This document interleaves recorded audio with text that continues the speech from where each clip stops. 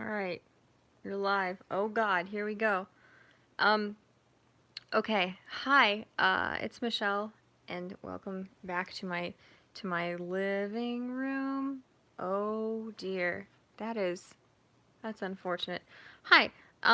So I just wanted to say hello briefly. I haven't made a video since my super depressing one recently, so I wanted to check in and just, yes, indeed, at risk of sounding redundant, say hi.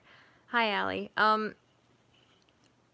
Oh, the, like, lip lining I did looks real weird. So, I was gonna go downstairs and do, like, a normal stream, like I normally do, and you can probably hear my cats playing in the background, for which I'm deeply, sorry. But I feel awful, and I don't want to go down there for fear I'm going to get really nauseous. I don't know.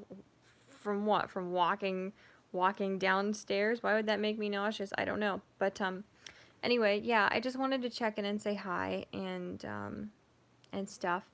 And I have a couple videos I'm working on editing right now, and, a lot of my videos have been very long-winded as of late, and I have a few sort of scripted that are just sort of based on things that I happen to do, like, Twitter rants on. So, I've got a few differently formatted videos, differently formatted meaning much shorter, that I'm going to be filming and uploading soon as well. So, yeah. So, yeah, very articulate. Good job, Michelle. I felt bad. Hello, how are you? um, how are you guys? That's probably the thing that I should be asking first off. How are you guys doing? Okay? Um, you're sleepy and you feel. I hate when people say feel instead of feel, so I apologize for having done that. How do I bring the chat back? Yeah. You also feel ill and you're sleepy, key rated. I'm snuggling with my baby currently, little man.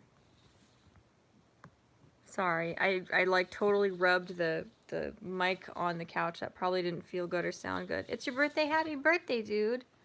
You're losing your front tooth. I bet that hurts, Sauron. I'm sorry about that. Thank you. Yeah, he's my angel boy. Domino's my little buddy. He hangs out with me all the time. He is the loveliest, funniest angel in the world. And he's probably going to leave soon because his sister is scooting a toy around. So, anyway, I would show you more of him, but he's probably going to head on out. Because my last video was so negative and kind of different from what I do typically, I just thought I would check in and say hi and update with something a little bit more normal, although this is not, I guess it's really not that normal, is it? I don't know what they're doing. It's that time of night. It's destruction time. It's 2:23 here. So, yeah, I also just wanted to check in because I didn't want to worry you guys too, just because I am doing the whole thing with the medication stuff. And I also wanted to, I guess, just acknowledge that, yeah, a lot of my videos as of late have been more about the mental health stuff than the political stuff. Yeah. And, you leaving, little man? Okay, goodbye. Are you leaving or not? Yes? No? Perhaps? Yeah, I've always said that I'm not gonna be, I guess, very good at sticking to one topic or genre, you know, on my channel. But I definitely even then didn't intend to talk about stuff that's quite as personal and dark and depressing as I have been as of late. Hi, welcome. I'm trying to, looks like your icon is Todoroki, but I'm not sure. Hi, either way, whatever. But yeah, I think just for the time being, my channel is definitely going to be a little bit more about the more depressing things, I guess, which is good and bad because I don't want to annoy people or alienate people, and you know, I don't want anybody to feel like obligated to dwell on super depressing stuff, because you certainly don't have to. But that's my reality right now. So it's your avatar dressed up as Todoroki. That's cute. It's like super tiny on my phone, but I knew I saw his like hero costume. So um, anyway, I don't feel very good, and it's so stupid. It's like I sort of felt okay, and then I put on this like this chapstick stuff. It's like medicated. It expires in March of last year. Okay, all right. That might explain some things. I see. Cuz I put on this like it's just like medicated chapstick stuff and I'm like, "Wow. Suddenly I feel horrifically ill. I wonder why." Looks like lipstick. Yeah. Well, it's that and then I tried to put some lip liner on, but it looks weird. It looks like I don't know, like the brownish lip liner I put on kind of looks like roast beef, or let's go with roast beef. It's probably the scent. Well, yeah, that could be too. I don't know. It does kind of make me nauseous at times. And it's weird. It's like any kind of like traditional lipstick, like the sort of like almost gritty textured lipstick that is the normal formula that was the only thing you could buy anywhere until, you know, the last couple of years when the makeup like industry blew up. Just the texture of that also makes me really ill. But I don't know. Yeah, this is really gross. So, yeah, I'm sorry. I'm so tired and I really don't feel good right now. It's the chapstick. It must be the chapstick. Domino, what are you doing? I'm sorry. I'm gonna have to show you again. I don't know what we're doing. We're currently burrowing into the couch. Hi. Why you doing this, little man? Is there is there a reason? Can you share your thinking? No? Ow. He just shocked me with his ear. Okay. I Domino and Cambria are weird. They burrow like ferrets. I've never seen cats do this before. They like obsessively burrow in the couch. Um I would love to like I don't have any. I'm sorry. I'm trying to see the chat. Okay, pull down to see older messages. The coloring looks okay. Thank you. Go for Jeffree Star. Okay, one of the things that I want, I'm trying not to buy makeup because I've got so much. I desperately want is it just called the Beauty Killer palette? I don't remember. His eyeshadow palette. I desperately want that. It's so pretty. I love like super pigmented makeup. Um, anyway, yeah, I wanted to, why is my chin red? Who knows? This is not a very good this is not this is a very poor stream. 2 out of 10 at best. Um, yeah, I just wanted to update you guys and let you know that I am doing okay more or less. I I'm going to film another video soon about how I'm doing with the like tapering off of the Zoloft. And I I have felt so weird lately and it's funny. It's like I don't know. It's like for the last like half a month, like early in December, I started getting really nauseous, like every night at around the same time. And it kind of scared me because at first I was like, well, it's just like drainage from having, you know, a runny nose and all the dust kicked up by the heating since it's freezing cold here and stuff. And I thought maybe it's also from my heartburn because I haven't been taking like my heartburn medication. Um, yeah, sorry, Elizabeth. The thing is, like, I made a couple videos sort of talking about this briefly, but they're kind of disorganized, and I'm sort of changing the format of those here going forward, just because I want to do something constructive with the hellish experience of the, you know, withdrawal symptoms. I want to do something kind of informative, at least to warn people to really do their research before they get on medication like that. Um, the thing is, the doctor who prescribed the Zoloft to me was actually like, I don't think I'm giving enough detail to like cause any trouble or identify who it was or anything like that. But I was for the longest time seeing a psychologist who, right? Psychologists aren't at a level where they can prescribe medication, to my knowledge. At least my psychologist certainly couldn't. But she worked under a psychiatrist in his office, so she would basically prescribe me medication by having him prescribe it. You know, he would like review her notes and stuff, and that's how she would get the medication to her patients. I need a shrink. Yeah. Are you talking to me or Elizabeth? Because I most certainly do. Okay, thank you. Yeah, the thing is, the counselor I was seeing, the therapist I was seeing who prescribed the Zoloft to me, she moved out of state, and after that, I just kind of stopped seeing a therapist until recently. Then I started seeing one again.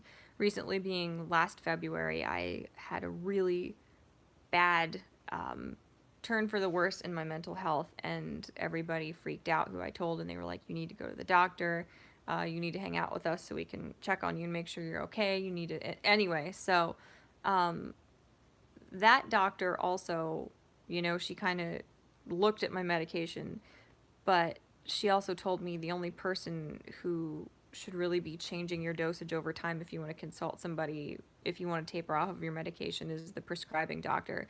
So yeah, because the therapist I was seeing back at the time that I was on Paxil, I'm rambling, I'm sorry, my thoughts are all over the place, but the therapist who switched me from my previous antidepressant to Zoloft is gone now. She's out of the picture. So it's basically my like general practitioner, my just like family doctor, who is sort of the one who I'm like consulting with about my medication. So it's not ideal because she's obviously not a specialist in the field of, you know, anything where you would be prescribing SSRIs. She's just a general doctor. So when I talked to her about it, she actually sort of like put me on a tapering schedule that was a lot more drastic than I was comfortable with. I got myself from 200 milligrams of Zoloft very gradually down to 100 over this past summer. Hello, Cami. That is indeed directly in front of the camera. Hi, say hi to everybody, Muffins. Can you see her? Is she leaving? Cam, come back. Okay, maybe she'll come back. Sorry, I'm trying to see. My hair is greasy. You didn't need to see that either. I apologize. I can't go away messages. They won't disappear. Okay, whatever. Yeah, so like she recommended that I do like a tapering off schedule that was not very, I don't know who you are, but you're kind of weird. I'm gonna hide your messages because you're being weird. I hope that's okay. I hope that doesn't freak that girl out, but she was kind of trolling. I'm not sure what she was doing. She wasn't paying attention to what we were talking about anyway. But yeah, what she recommended was like, I was taking, okay, it's a long story and I apologize, but I was taking 2 100 milligram like pills a day of Zoloft. And I cut those in half and, you know, tapered down from 200 to 150 and then just down to 100. So I was on 100. And she said, well, if you're already on 100 and they're the oval pills that can be cut in half safely, you know, without like dividing the dosage unevenly, you can just go from there, just drop down from that to 50. And she said, go ahead and take like, because I had 30 100 milligram tablets left. So she said, just go ahead and, you know, switch to 50 and just take 2 months of 50, take 50 milligrams a day for 2 months. Good God, I apologize. And then she said that she was going to prescribe me 30 days of 25 milligram, like tablets. So she wanted me to drop from 100 down to 50, just straight from 100 to 50. Stay on 50 for 2 months, then go down to 25 milligrams a day for a month, and then just down to 0. And I'm like, oh, okay. So like, sorry, enjoy my sweaty palm. I don't want to, I don't want to be too harsh on her because obviously she's not a specialist in anything to do with psychiatry. But I'm like, this is not how you do this. Like, I've been on antidepressants uh, for almost 10 years now, and I've seen a litany of different counselors for various issues throughout my life. And I've done copious amounts of research on this medication. When I decided I need to get off this medication, I knew I needed to be very thorough about that. And it was funny. It's like everybody else that's the problem with primary care doctors. They don't always know the side effects of psychiatric drugs. Yeah, like thank you, Sauron Chick. Have a good day, dude. Um, but yeah, it's like she kind of alluded to the fact that yeah, you might feel a little bit weird. You might feel kind of like electrical shocks in your brain, which is like if she was telling that to somebody who didn't know like what brain zaps were, that probably would scare somebody to death. But she was trying to warn me you might feel a little bit weird, and of course she left the door open to say, um, if the withdrawal symptoms are really bothering you, or you're just not doing well psychologically, and you want to like go up on your medication, or you just need to see us again for any reason, call me and we'll get you in and you can see me. Um, is that now? There's somebody with a saucery icon. Where are all the anime icon people coming from? Where are you people coming from? Yeah, the electrical shocks are, to my knowledge, they're something that it's a phenomenon that occurs due to the actual chemical imbalance in your brain. It actually causes these microscopic little, like, literal electrical zaps to pass like between the neurons in your brain. Um, so obviously that can be extremely frightening and jarring to people, because when that's happening inside your very brain, it feels like you're being electrocuted. I've never had anything like that. Just the slang term for it is brain zaps. But I've talked to a couple friends who made the terrible decision to try and go off of their antidepressants cold turkey, and a lot of them have had that, and it's a horrifying, it's a very disturbing feeling for people. But so my doctor, she tried to say, if anything goes wrong, or you need to come in for any reason to check in with us, like before your 6-month checkup that we're gonna set up, don't hesitate to. So, it's not like she wasn't trying, but obviously to have me taper off of my medication that abruptly, like to go from 100 milligrams just straight down to 50, and then from 50 down to 25, that's really scary. And my issue as well is that I have been on antidepressants since halfway through high school, because I was in a very, very dire place mentally, because it was high school, and I had a lot of things going on in my life that were hard on me. So I've been on SSRIs for almost 10 years. I was also on the maximum dose that, to my knowledge, can be prescribed, which is 200 milligrams, for several years. So the longer you're on it and the higher the dosage you're on, the higher the likelihood that you're going to have really severe like discontinuation or withdrawal symptoms when you get off of medication. And some of you guys know this because I've tried to very briefly summarize and explain some of this stuff in previous videos where I talk about my experience. But yeah, instead of doing what she said, yeah, listen to Elizabeth, you guys, because she definitely, she knows. She knows what she's talking about. She knows a lot about this. But I went much more gradually, and because I didn't have like smaller intervals of the medication, I kind of like alternated between, like, every other day I would go between 100 milligrams and 50, and I did that for a while till I sort of felt stable enough to just drop down to 50. And I don't know if that's necessarily the best way to do it. But like at the time I was starting to go from 100 milligrams of this medication down to 50 and trying to get off of it. Ultimately, I was seeing a psychologist at the time, or she might have been a psychiatrist. How sad is that? My um, brain was so foggy at the time that I'm not sure.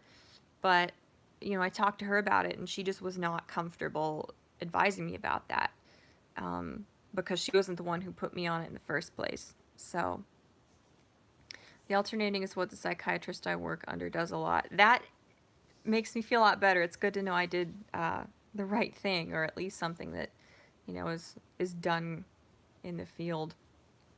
Um, but yeah, then I went from 50 down to 25, and I did the alternating very gradually to get down to 25. I'm glad you think this is interesting, Gonzo Duke, because I have no idea. I think it's fascinating. I like learning about other people's experiences with this stuff too.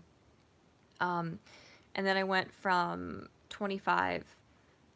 The thing is, I should have started the tapering off process, but because this all coincided right with like the holidays and the very end of the year, I was so scared to start having those bad withdrawal symptoms like right at Christmas time when everything is already so hectic and stressful and overwhelming that I shouldn't have done it, but I just let my medication run out. So I finished all of the 25 milligram um, pills.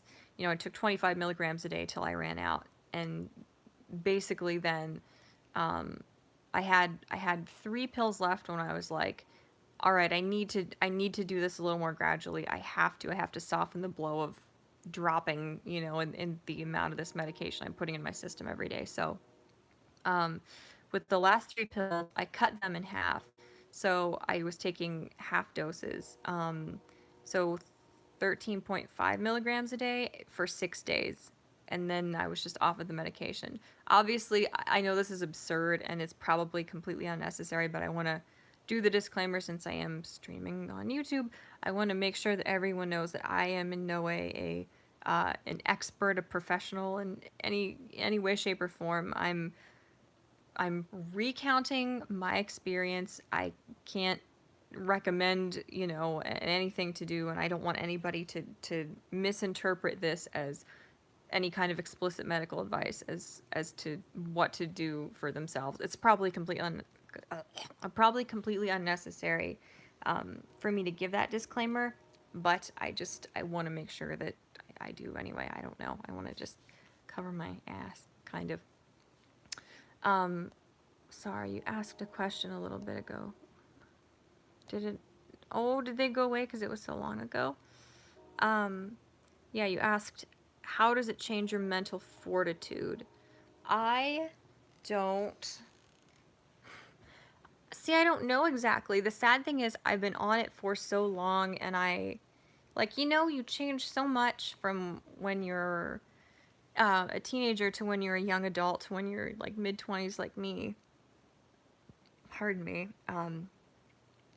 And like this huge period in my life where I was changing, I was just mentally growing as a person. All of that, I was heavily medicated throughout. So I don't really know. It's been so long since I wasn't on antidepressants that I almost in some respects don't remember what it was like to be able to like tell you how different it is to be on them as opposed to not being on them. I can tell, and this is something that I wanted to mention to you guys. Actually, December 31st was the first night that I did not take Zoloft or any antidepressant. That's the first time I have not taken my medication or any kind of, SSRI in 10 years, except for when I would forget to take it, or run out. But like that, as of December 31st, I was done. And also, it's more normal and more recommended for people to take their medication in the morning, but I have such a sensitive stomach that I get really, really nauseous if I do, so I have to take my medications at night before I go to bed, and then just hope that I fall asleep before I get really, really nauseous. But I can say one of the differences that I've definitely noticed is that um, my thoughts are faster. Just my ability to put things into words is much faster, and it's fascinating to me like to go back and watch my old videos because I've been making videos on this channel for 2.5 years. I've been trying to do it regularly. Little man, I'm so stiff. I have to show you Domino. He's so cute, but like I feel really bad moving him because he's so comfy. Little man, I love you. I love you, little man. He's my little muffin. Oh, I'm so stiff, little man. I gotta move. I'm sorry. I feel like a monster. Sorry. Um, Come on, thingy. Come on, let me see my messages. Oh, SSRIs are usually recommended at night. Are they really? Yeah, I don't worry. I'm not going to misinterpret what you're saying as medical advice. I know you're just speaking from, you know, what you've learned, the information you've gathered from your education. Um, that's interesting. I didn't realize that. I know that I just have to take all of my medication at night because it just makes me so sick that I can't function. Little man, I love you so much. I'm sorry. I'm sorry I keep disrupting you, but I need to move to get less stiff. Um, Sorry I got off on a tangent, but yeah, like looking back at some of my older videos, I like my thought process was so sluggish, like embarrassingly so, like more so than is the case now. And let me know if you guys can hear me okay. I don't know. I don't want to angle the like speaker of my phone away from me. I don't know if I'm doing so or not, or the mic rather. Um, and it is a gradual change, and that's another one of the things. Like, um, the changes you undergo when you are getting a certain medication out of your system are so gradual that you have to have another objective way of trying to like record them and look back on them because you're not going to be even aware of them from day to day typically. Indeed, I do have blonde hair. If that's to your liking, then more power to you. I'm glad that everyone is um, benefiting, I guess. I don't know. um, but yeah, it's very eye-opening to look back at my just just how sluggish my brain was. Did you get brain fog? Yes, I had. Um, the brain fog was atrocious. It was so hard to do anything. I couldn't keep up a conversation. I could hardly follow along like in high school and then in college. Um, it was just so hard to like make my brain work fast enough. It just felt like I was physically and mentally trying to fight through molasses to do anything. Um, and Elizabeth, I guess you said you saw my video, of course, on the dissociation thing, which until recently, until I started looking stuff up on my own, I didn't realize that was even a thing, let alone something that I was having issues with. But yeah, the I guess the main issue, or the main issue that I'm aware enough of to identify, is just the fact that I did have extremely severe brain fog for years, and it's gotten worse and worse over the last few years to where I just, a lot of the time I don't feel real, as strange as that's going to sound to somebody who's never experienced it. I just feel like I feel completely powerless, like I have no power over anything, like my immediate surroundings, my household, my life, as far as making any decisions. I just feel like totally impotent and totally helpless. And I am now, particularly that I've figured out that that's how I'm feeling, I'm working on combating that. And I'm lucky to have some very, very supportive people in my life who are very understanding of things like that. Because there are a lot of people, obviously, that you're going to encounter in your life if you have any issues like depression, anxiety, anything like that, who are who are not going to understand and who will have no desire to try to understand. Um, well, and then of course there are all the people out there who either self-diagnose to have some excuse for not participating in the real world and taking on responsibility, and then there are people who do have a legitimate diagnosis from someone qualified, and you know, even then it's very easy for people to fall into the mindset of, well, I had this, you know, I have this condition or disorder, um, you know, therefore you need to be more sympathetic and you need to expect less of me. So I don't know. Domino, I need to move a little bit. I'm sorry. Ugh, this is why you don't stream on your phone. This is why you walk the, what, 50 steps down to the basement so you can actually film with your setup down there. But I didn't do that, so I apologize. um, but yeah, and Gonzo Duke said, how do I get the messages to pop back up? You're doing great things with your streams and videos. Well, thank you. Yeah, that's one of the main ways I've been able to observe how different I am now as opposed to when I was on 200 milligrams of Zoloft a day, for example. Just seeing, and I didn't think it was that bad back then, you know, when I was like in it, when that was my reality, I didn't really feel like my brain was that sluggish. I thought it wasn't something that was that noticeable, you know, but I'm dumbfounded. I'm shocked even now just looking back on that and seeing how I was just fighting and fighting to even string a sentence together, to even like hold on to a thought long enough to be able to like express it and move on. Are you happier? I'm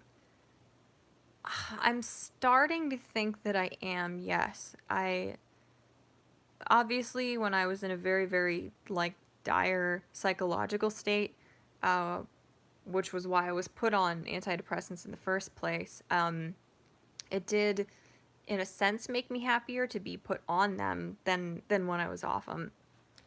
But hold on, I'm dying. I need a drink. I really have been poisoned by my ancient chapstick.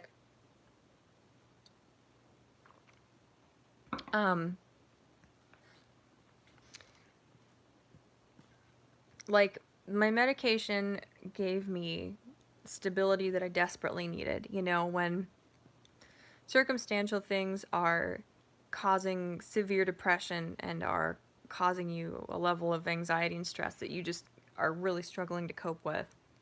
Obviously, in conjunction with counseling and trying to be supported by your loved ones and stuff, that chemical stability that's provided by the Zoloft is going to give you a lot more peace and allow you to kind of get your foothold, you know.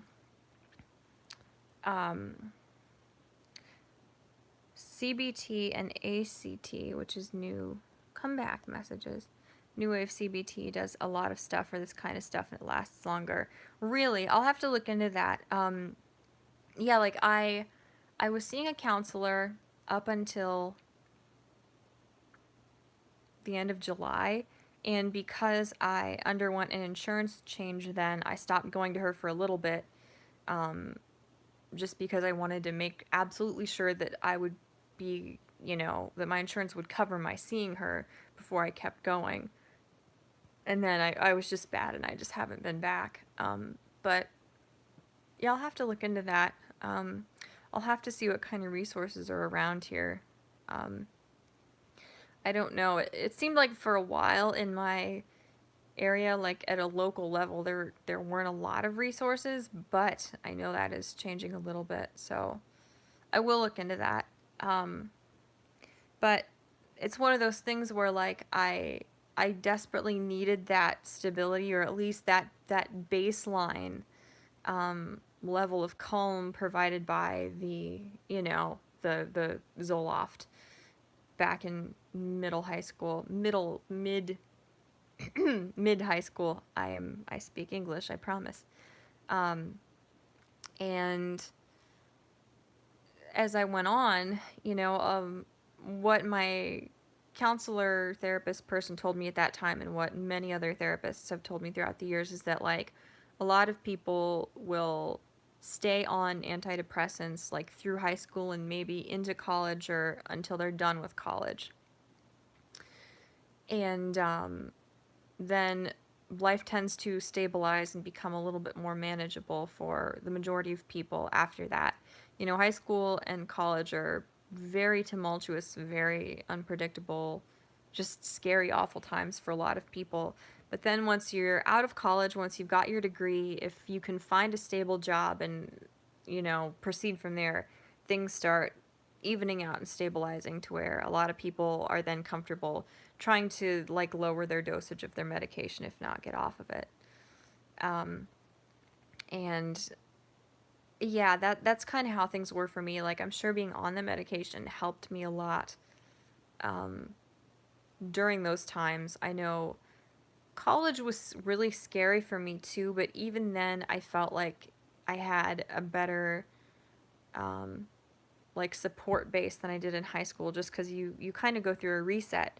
When you go to college, you get to meet all new people, and people see you for who you are, and not like every embarrassing thing you've done since kindergarten. You know, you find new people, and it's easier to find people you have stuff in common with when you're meeting all new people in college. People who are like-minded enough that they're going into similar fields, stuff like that.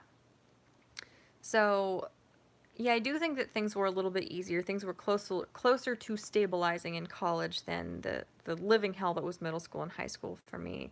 Um, and as things have gotten easier, I guess, that's kind of an oversimplification, but as things have gotten easier, so to speak, um, as you know, I have a pretty stable job now. I'm, you know, in a committed relationship with someone who's very, very kind and supportive. He's super cool. He's super trustworthy and reliable, and all of that. And I'm in a house that I'm hopefully going to stay in for quite a while. Um, as things have gotten to this point, like um, the chemical stability or the pros of being on my medication have started to be eclipsed by the drawbacks of that medication, you know? So, um, in a very, very long winded response to Gonzo Duke, you ask me, are you happy or you know, are you happy now? Um, I would say that I am on my way to being happier, yes, now that I am actually off of the medication. Um, just because, and I've kind of gone over this, you know, in previous videos, but the the brain fog, um, just having a very very poor memory, just feeling totally lost all the time, feeling almost like I was on sedatives or something from just being on a high dose of that medication for so long, definitely was like hugely impeding my ability to just function. And um, I've kind of had a rocky time lately just because I'm really really researching things like complex PTSD and a lot of the weird personality disorders that I suspect that I may have. Obviously, I'm not going to make any great declarations about I did 3 Google searches and did a test on a website that was trying to sell me medicine. Therefore, I've concluded that I, without a shadow of a doubt, you know, have this disorder. I'm not doing that, but um, actually choosing to try and revisit the things that were really traumatic in my past, the stuff that went on while I was little and growing up, doing all that has been really, really difficult and traumatizing. So, because I'm finally at a place where I'm stable enough mentally to start revisiting that stuff and trying to work through it once and for all so I can move forward, has made things kind of rocky as of late. And of course, going through the withdrawal coming off of this medication I've been on for so long has been very, very difficult. I'm, you know, like I mentioned, I'm at the highest risk possible, essentially, for having really bad withdrawal symptoms, and I most certainly, um, I think that's definitely true in my case. But yeah, I think the main thing is that, like, I don't know if happier is the way to put it, because I'm just kind of like melodramatic and pessimistic in that I constantly am just like totally overwhelmed with thoughts of how horrific the world is. You know, like once you've heard about the kind of things that people do to each other, once you've lived through some of it, you know, if you have, once you learn about just the horrible, horrible things that happen to people um, in the world, I'm really bad at not fixating on those things. So I'm very, very uh, hopeless, I guess. Not to be super depressing, but like my outlook on life isn't great.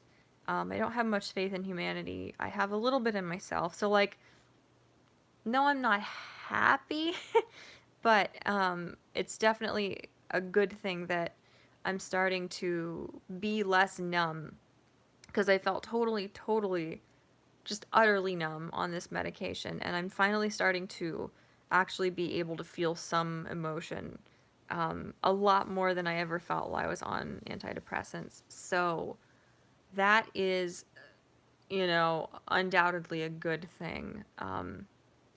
And I know the longer I'm off of Zoloft altogether, the better I'll feel. I'm suspicious. I'm trying not to be too optimistic, obviously. The medication may play a part in that. Yeah. I've read testimonials. Testimonials, is that the right word? Perhaps. Maybe not. I don't know. From people who like were on antidepressants for a long time, and even under the supervision of like psychiatrists, doctors, whoever else they went to, going as gradually off of the medication as they could to make it as easy on themselves as possible, still like were having minor withdrawal symptoms 6 months, maybe even a year later. So I'm trying not to get my hopes up. I'm trying to like look at it with a lot of caution. I'm trying to tell myself you could still be having weird minor withdrawal symptoms popping up for the next year or 2 years even, because it will take a long time for my brain to adjust to, oh, there just are not serotonin reuptake inhibitors here anymore. This is my new reality. It's going to take a long time, especially since unfortunately I was on that medication during,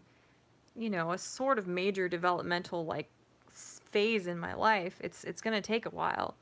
Um, but yeah, even despite the withdrawal symptoms I'm having now, which are really bad, I definitely do feel better overall. Um, Sorry, Domino, I'm not laying on your tail, am I? He's fidgeting.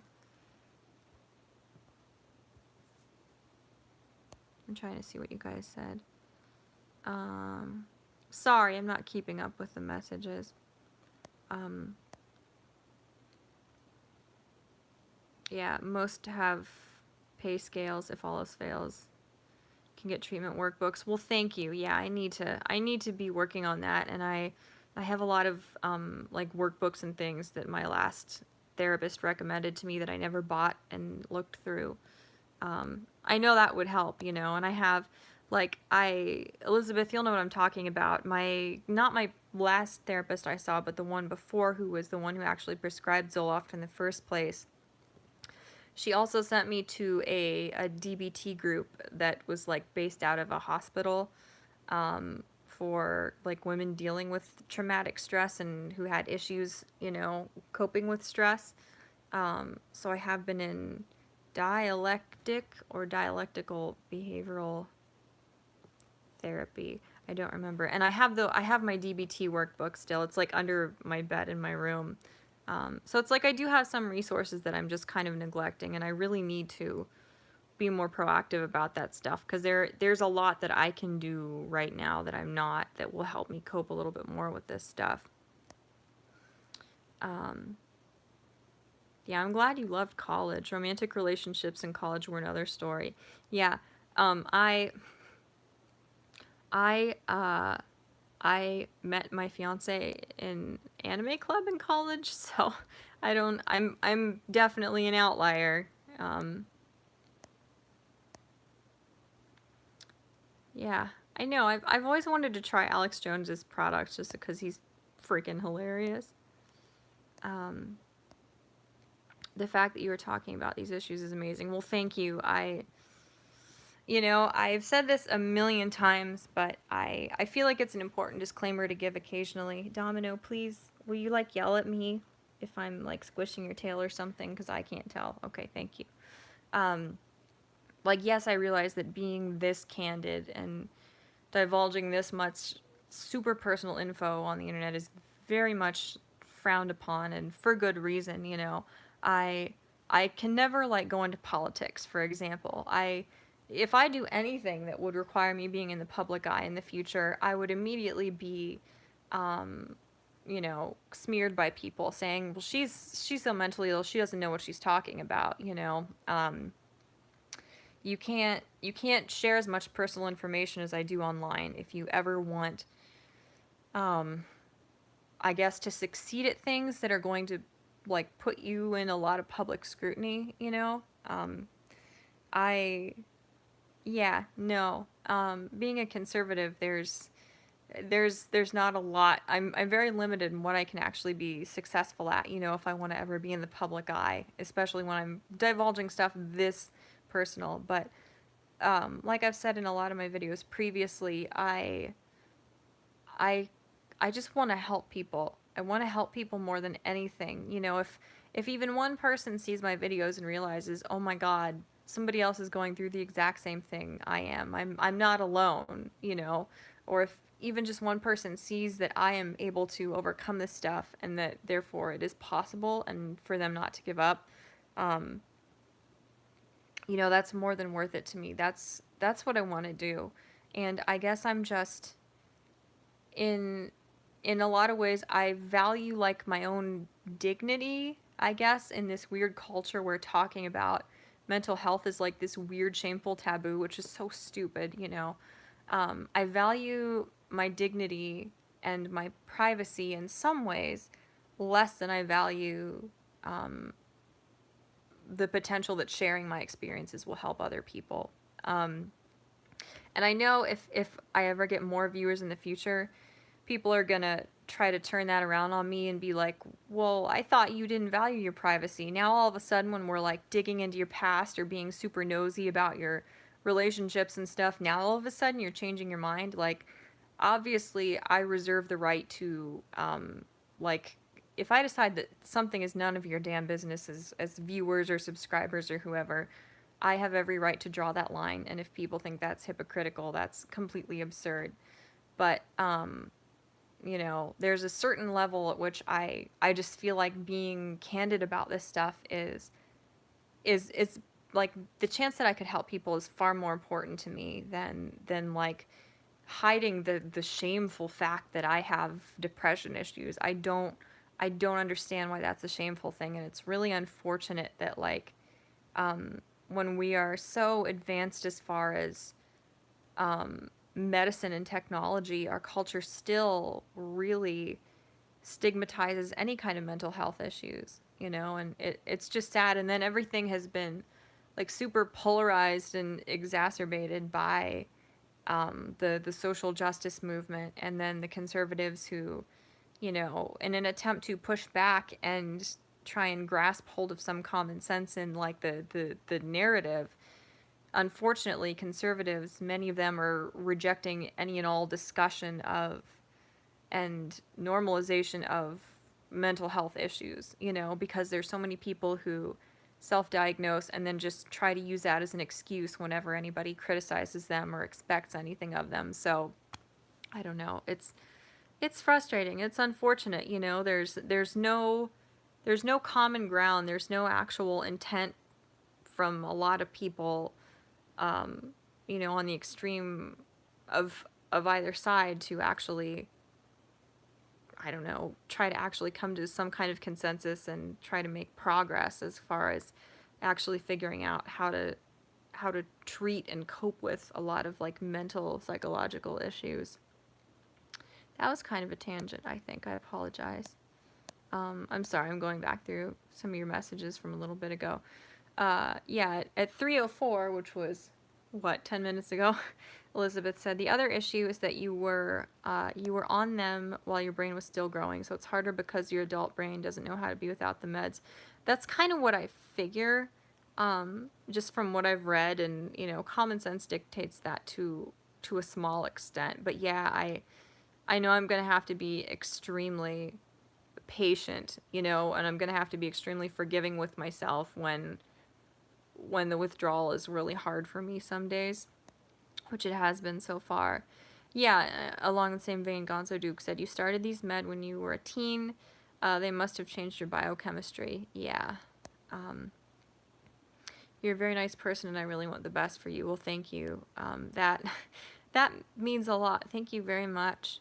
I still want to consider myself a liberal. I just hate the wackos. Well, yeah, it's crazy. Like the whole like political spectrum has shifted so much that like everybody basically is treated like a conservative now, or called a conservative.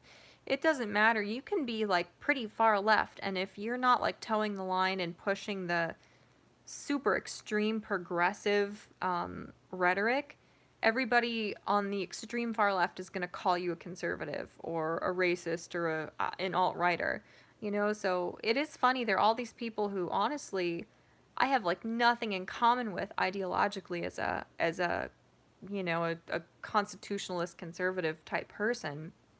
Um, but we're treated the same just because if you're not like a super extreme progressive, um, you're being treated like a monster and like a bigot now, which is it's insane. And it's just an example of how, I don't know, like how lazy people are intellectually, how people just don't care about history, and they're too self-obsessed, and they're too self-interested to even see, even though it's right before our eyes. It's so obvious that our very like culture and our dialogue is being very, very concertedly pushed to the left. Um, like everybody's beliefs have changed drastically. And in just the last 10 years, even a lot of politicians who used to very staunchly oppose gay marriage, even now, if you oppose gay marriage, they think you should be thrown in a gulag almost. Like that's just one example, but like our dialogue has been shoved so far to the progressive left in just the last 10-15 years, that to not notice it, to not notice that like the media and the politicians are controlling and steering the narrative and using a lot of us like sheep, like you would have to be completely blind not to notice it, and people who are um you know conservative, sort of like moderate, people who are even like moderately far left, all of these people are just like, what are you talking about? Why are you calling me an alt-righter? Why are you calling me a bigot? That doesn't make any sense, but that's just the extreme way in which our discourse, that sounds like a really pretentious word to use, but I think that fits here, how much it has been just shoved left with a progressive agenda. I'm pro-gay, pro-choice, pro-progressive tax, and anti-war. I'm a right-winger now. Well, yeah. Yeah, as long as you don't think that all white people are literally Satan, Gonzo Duke, you're pretty much the most right-wing that people come. Because that's just how it is now. It's so crazy. I don't know. But, yeah, it's funny. Like, there was one time, going back to the medication stuff, there was one time in 2010 or 2011 over the summer when for 5 days I was just so scatterbrained that somehow for 5 days I didn't take my Zoloft. And that was when I was taking 200 milligrams a day. So I went from taking 200 milligrams of Zoloft a day for probably around a year at that time. I stopped just cold turkey for 5 days, and it was totally by accident. It was totally just me being forgetful and scatterbrained. But just to give you an example, the withdrawal was so severe when that happened that I ended up in the ER because I didn't know it was happening. the vertigo was so bad that I couldn't lift my head without thinking I was gonna vomit. You know, I felt horrifically feverish. I was in terrible pain. Like, it felt like my joints were inflamed. I was sweating bullets. I was just hysterical, you know, with horrendous mood swings. Even then, I still don't think that I had like the brain zaps thing. I still don't think I did. But it was so funny, you know, like I had no idea that I wasn't taking my medication, and it was horrifying how bad I felt. It was utterly horrifying, you know. I ended up in the ER bawling my eyes out like an idiot because I'm terrified of needles. Um, and they were going through all the basic stuff, you know. They're like, have have there been any huge changes in your home life? Have you had any, you know, significant diet changes or anything like that? Have you been taking your medication regularly? And I was like, oh, no, I guess not. And they're like, okay, all right, we're gonna just discharge you now, you imbecile. No, they weren't. Obviously, I didn't say that, but um, that was how severe it was. That was how severe the withdrawal was when I went from 200 milligrams a day for a long time just to zero.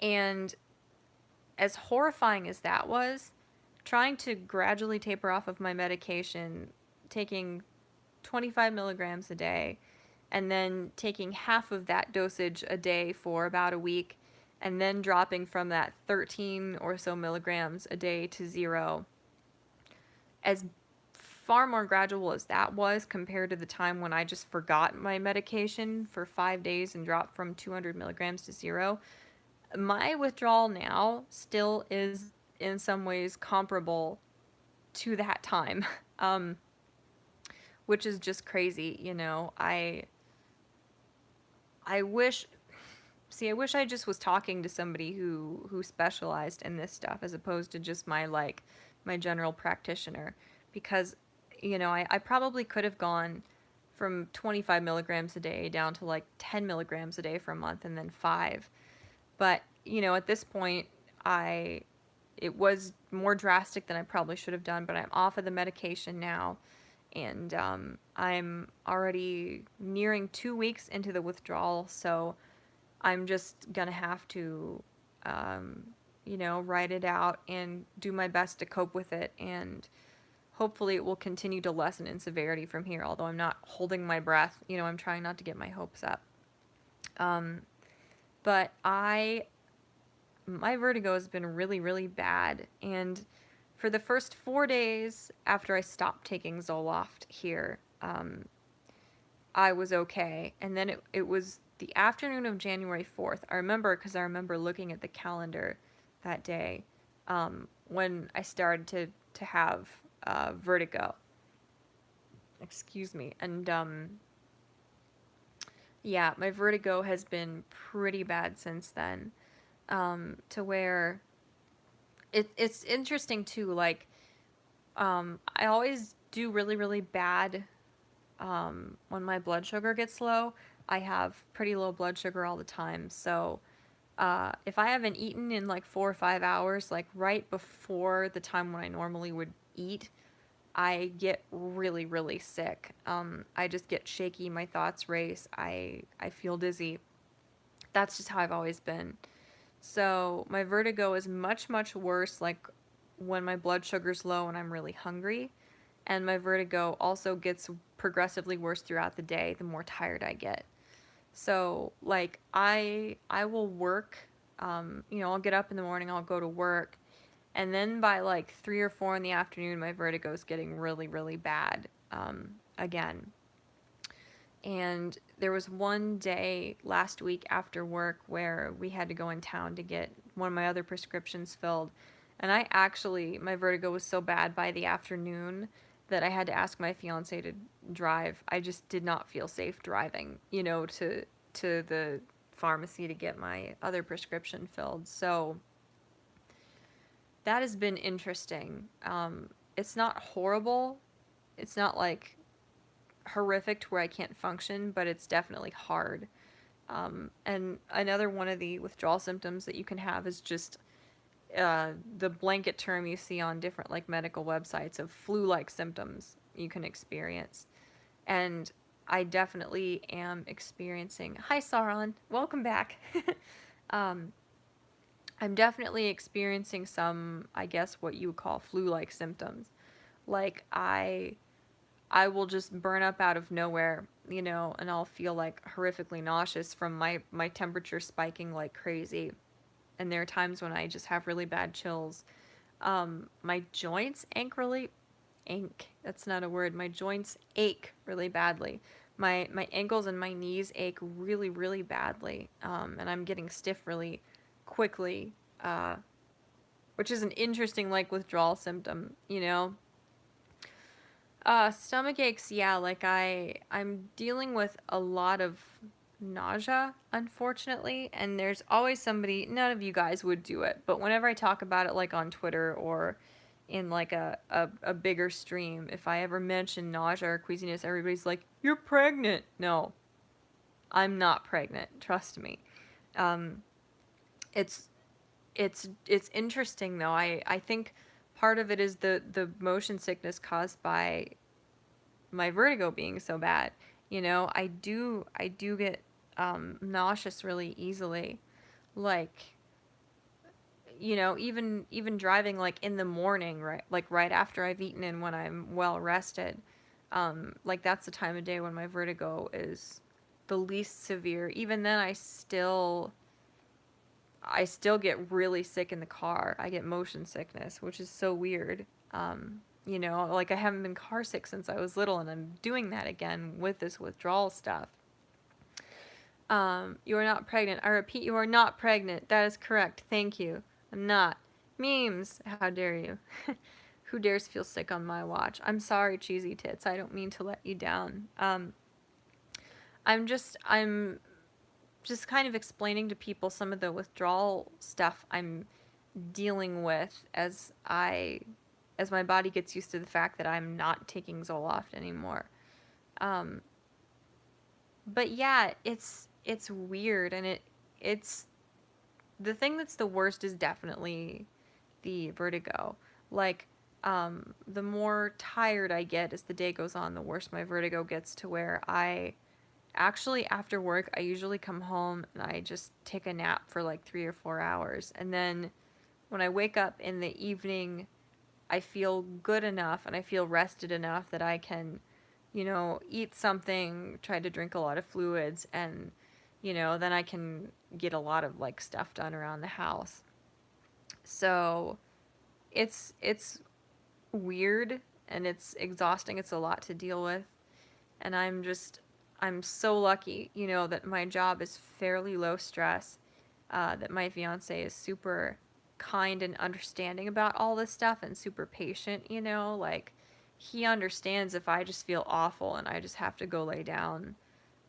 He understands if I'm just dizzy enough that I wouldn't feel safe driving, you know, and he'll be happy to drive different places for us. Um, or just because I'm kind of disoriented right now from being off of this medication after being on it for so long, he doesn't get upset if I have zero memory of a conversation like we had the day before, you know? He's so patient, and I'm just all of that stuff combined, um, is something that I'm really, really grateful for. You know, a lot of people wouldn't have the luxury of like changing their daily schedule to deal with these withdrawal symptoms. A lot of people, you know, you would just have to try with everything in you to tough it out and not let it affect your work performance. Or, you know, some people have like significant others or family members who just don't get it. And obviously I have family members who just don't get it, but um you know, I'm in a position where I'm able to, if I just feel like crap in the afternoon, I can just sleep for a couple hours. Or um, as I've been at the tail end of tapering off of this medication, I've been having more migraines than usual. And, you know, that's something that like my fiance understands. And my close friends are really supportive of that as well. You know, like I felt really bad. We had a couple friends over. When was it? Was it was it New Year's Eve? I think it was New Year's Eve. We had a couple people over, and I just started getting so nauseous, and I started burning up out of nowhere, um, to where I just had to go lay down for a little bit, and I was really embarrassed, and I felt bad about it. But my friends were like, "It's totally fine, don't worry about it." And I just slept for a couple hours, and my fiance woke me up later, and I was able to get up in time for like a couple more of our friends to get there and to hang out with everybody. And I was awake at midnight, at the dawn of the new year, whatever we celebrate, at midnight. That's what I'm saying. So I'm just really, really lucky that my job, my like living situation, my close friends, my fiance, I'm I'm able to sort of like schedule my day and my week around just knowing that a couple times a week I'm just going to feel like crap and have to sleep because I just don't feel good enough to do anything else. Um, so, yeah, the withdrawal symptoms are very severe. It sucks. Um, you have a really great voice. It's easy to listen to, kind of calming. Thank you. I appreciate that. Um, Thank you, Cheesy Tits. I think it's probably not going to get much worse before it starts gradually getting better. Did your doctor tell you how long the symptoms might last? Honestly, um, I feel like I know more about like withdrawal. I apologize. I'm tired. Withdrawal symptoms. Like I think I know more about what could happen and what's probably going to happen than my doctor does. Just because she's like a general family doctor, she doesn't specialize in this stuff, and I've been researching it obsessively. Withdrawal. Yeah, I know. It's spelled like withdrawal, but you don't really say that. It's weird. I don't know. Um, I could ask her how long my symptoms would last, but I know she would just get on her phone, log into whatever medical database all the doctors at this specific hospital have access to, and then she'd read off of that exactly to me what I can probably find online, by just researching a variety of different websites, which is sad and unfortunate. I should be able to like consult with my doctor, um, and get some answers and some peace of mind. But you know, I'm I need to go back and start seeing my therapist again, of course. Um, but even then, it's funny. It's like when I would ask her about this stuff, she was uncomfortable giving me any like concrete answers just because she was not the one who like made the determination to put me on the medication in the first place. Um, excuse me, I'm sorry. But yeah, I don't know.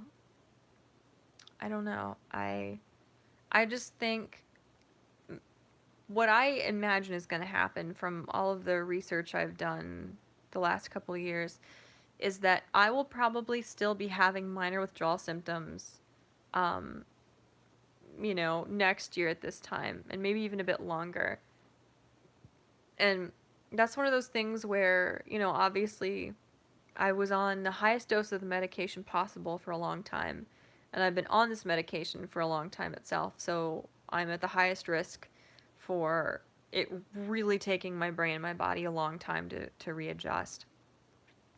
And of course, everybody's body chemistry is different, and I tend to be really, really sensitive to medication. So, um, I have to, I guess just like going forward, I have to bear that in mind. If I just really don't feel good, if I don't understand why I'm dizzy, obviously if something happens out of nowhere, I'm not just gonna like write it off and be like, oh, I'm fine, and then meningitis kills me overnight. Obviously if anything weird pops up, I'm gonna try to take it seriously and investigate it and go to the doctor if I need to. But I just need to be patient with myself if my brain is kind of sluggish, or I still am feeling a little bit of vertigo like this months from now, because it's going to take me quite a while.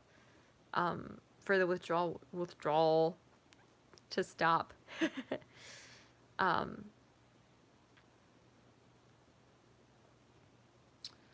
I have to check out. I wish you all the best. Thank you so much. I really appreciate that, dude. Don't leave Cheesy Tits. You are not permitted to leave. um, anyway, this was some of the stuff that I did want to talk about a little bit when I decided to stream. Um, just because it's part of the reason why I haven't been streaming much lately. Like when I film a video, obviously, I think about it for a long time ahead of time. I write down the notes usually on my phone. Then I physically handwrite out the notes so I have them before me. And then, when I'm filming, I can take a break whenever. I can edit out all the times when I stumble over my words and have a almost sort of decent finished product. Where with streaming, just as sick as I have felt like the last 2 weeks or so, and even before that, just getting ready to get off the medication altogether, um, it just really would have shown. I think I would have been really, really scatterbrained, really stumbling over my words. It just wouldn't have been good. So I just wanted to check in with you guys and let you know, what's been going on, and excuse me, just kind of, I guess, also putting you at ease, because every once in a while people will comment on some of my videos and say, how are you? How are you feeling? Is everything okay? So yeah, I just wanted to mention some of this stuff. What else? I'm probably going to go to bed here soon. It is... I can't read from that far away. I'm totally out of contacts that are strong enough. So I've been using my backup contacts from when I was like 14 for the last couple months. So like seeing over to the clock on the stove, I think it's 3:30 in the morning. Yeah, I desperately need to go get my eyes rechecked so I can order new contacts. But yeah, I've been talking for quite a while, so I'll probably head out soon. Yeah. Um, Someone called me on the phone and I automatically paused the video because I forgot it's a stream. That's funny. Don't feel bad about that. I do stuff like that constantly. It's just um, like it's just involuntary, like I'll be watching people's streams, and if I go to look at something else or talk to somebody or something, instead of just muting it, I always pause it. And then it takes me the longest time to realize I'm not live, I think everybody does that. Um, but anyway, yeah, I wanted to let you guys know.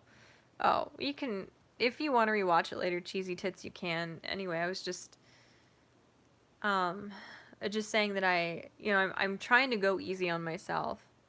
I will text you, Elizabeth. Thank you so much. I'm not gonna get choked up. I'm not, but I'm, I'm so grateful. You are so kind, and it means the world to me. You're super helpful, and that means that means a lot. I'm very grateful for it. So I will.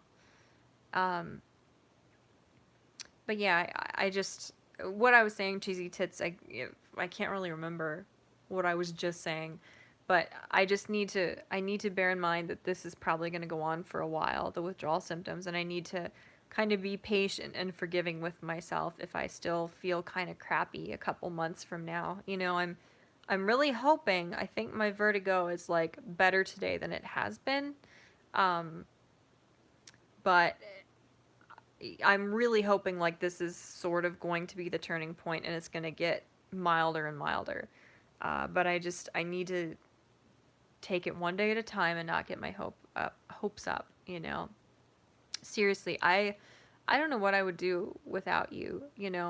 Um, you guys are some of the kindest, most supportive people in the world, and I'm really, really lucky.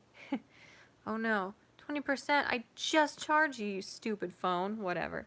Um, anyway, yeah, I have another update that's a lot more thorough and well thought out on the withdrawal stuff that I'm going to finish editing and put up soon if you guys are interested in that. And then I have a couple very sort of short, kind of more blunt political opinion videos I'm going to be putting up soon, where I just don't mince words because I'm getting really, really pissed off with people for being so disgusting and stupid in regard to politics. So those will be up soon too, and stuff.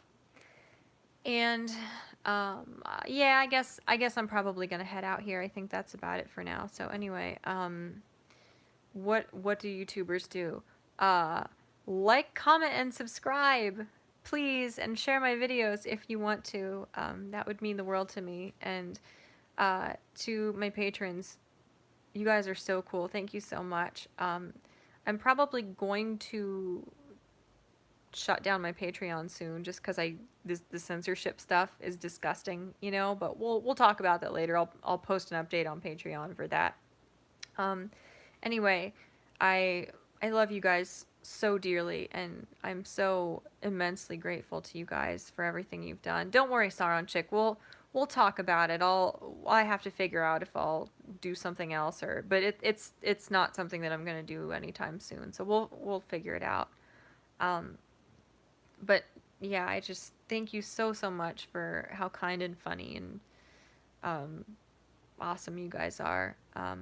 And yeah, I will see you again soon, I guess. And here, I'll show you Domino. He's very sleepy, real quick. That'll be a lot more pleasant to end on than my depressing nonsense I've been discussing, but...